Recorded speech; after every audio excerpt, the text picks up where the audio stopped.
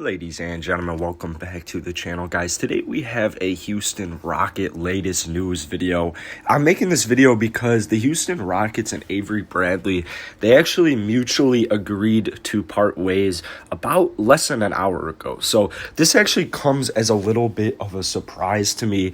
I know that it makes the most sense for Avery Bradley to not accept his team player option for next year. However, I honestly was kind of expecting, I'm not really sure why, because it just doesn't really make much sense to have him on the team.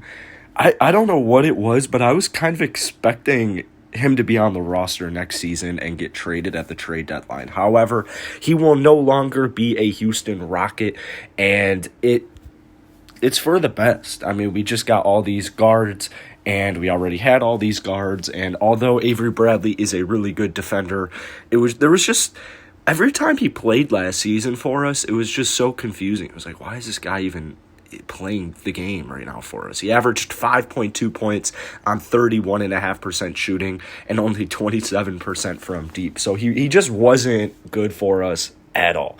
6'5" defensive ace will become a free agent. We acquired him, Kelly Olynyk, and a pick swap right for the 2022 draft from Miami in that Victor Oladipo trade. Avery Bradley, however, he just never really looked fully healthy in Houston. He missed the first 6 weeks prior to that to deal with a calf strain, only averaged 23 minutes. And like I said, the Houston Rockets got Jalen Green.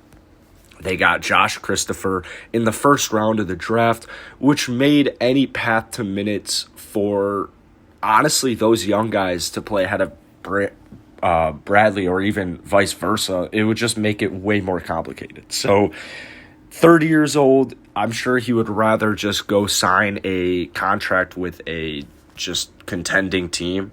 And yeah, that's about it for him. In other news, we have another report on Daniel Theis, and we actually have a report on Sterling Brown. So this is super surprising, guys. I was not expecting this. According to Bleacher Report's Jake Fisher, the Houston Rockets are the favorite to land Daniel Theis. Apparently, the Dallas Mavericks are the favorite to land Sterling Brown. Teams can start these negotiations here on Monday, August 2nd. I know Daniel Theis is really good he's solid on defense, 6'8", averaged 9.6 points per game on 54% from the field, 5.5 rebounds in just 24.5 minutes per game last season. In his career, 33.5% three-point shooter, which should be enough to help provide some floor spacing on offense. I'm just still really surprised.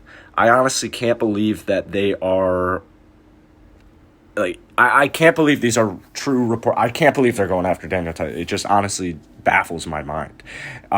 Earned $5 million last season in the Chicago Bulls. And you guys know I live here in Chicago. I covered a lot of the Chicago Bulls, and it's just so interesting to me.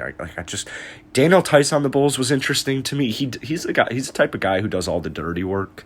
And if you're getting him for like $5 million, it's a good deal. However, I'm not quite sure why. If he does end up getting signed to the Houston Rockets, he'll definitely start next to Christian Wood. I don't think it would even be a debate. He would become the new power forward starter for the Houston Rockets, and that just doesn't interest me at all. It seems like a cheaper Kelly Olynyk. It just doesn't make sense. It just honestly doesn't really make sense. And they do own the bird rights to help retain Kelly Olynyk. He's going to be a pending free agent. I hope that they don't try and get both of them. I'm not sure what's going to happen. They might use Kelly Olynyk as a sign-and-trade destination, which that could be nice. But Daniel Theis, not likely to return to the Chicago Bulls. They seem like they have a lot on their plate right now as far as salary cap goes. And that $5 million, although it may not seem like a lot, that's money that the Chicago Bulls desperately need right now as they try and make a run for some veteran point guard. The NBA or the Rockets are this season are likely going to operate above the NBA salary cap. The most money that they can reasonably offer him, unless it was in a sign and trade, is the non-taxpayer mid-level exception, which started at approximately $9.5 million annually last season. However, Fisher reported that a sign and trade between the Rockets and the Bulls is also possible, with Houston using a trade exception for the Victor Oladipo deal to Miami worth just over $8 million to take in Tice's contract. Now, Fisher also noted that the Mavericks are considered the favorite by league sources to sign Brown, who did really good. I think he was a really solid guy for Houston Rockets. I've been getting a lot of questions about Sterling Brown and David Nwaba and my thoughts on them. And honestly, I thought we were only going to retain one, but looking at it now, if Sterling Brown's getting this much attention and the free agency hasn't even started, we're probably going to lose both of them. I wouldn't even, I wouldn't even think too much about it anymore. I do think that we'll lose both David Nwaba and Sterling Brown. Unfortunately, if I think that they would try to keep one of them, it would be Sterling Brown in my eyes. 6'5" guard, 26 years old, shot 42.3% from deep last season, which was so good. 8.2 points, 4.4 rebounds in 24 minutes, and he was one of the best and most versatile defenders. So then they go out, they get Jalen Green, they get Josh Christopher. It doesn't look like minutes are going to be as easy to get on this Houston Rockets roster anymore. They also have to get rid of Eric Gordon. They've got to figure out how to get rid of Eric Gordon. There's been literally no news on the Eric Gordon front in weeks now. And it's a little surprising because he is... I mean, I guess when you really break it down, he's a 32-year-old with injury issues who gets $20 million a year. So I guess it's not that surprising he hasn't gotten too much interest. But, man, I don't know what it is with these Houston Rocket reports. They're kind of surprising to me. They're surprising but not surprising at the same time. I don't know if that's going to resonate with anybody, but it's like I wasn't really expecting Sterling Brown.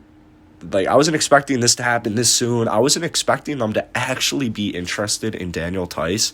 I thought if they were going to pick if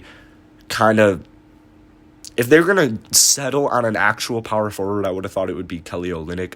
The really good news is, though, although I have my issues with Daniel Tice, I would prefer him over Kelly Olynyk any day of the week, just because I guess he's a little bit younger, he'll be a little bit cheaper, and he's not going to be as long-term because Kelly Olynyk just went 19-9. So that's going to be it for today's video. If you guys enjoyed it, hit that like button, hit that sub button. Love hearing from you guys. Let me know your thoughts on the latest Houston Rocket news, and I'll see you guys later.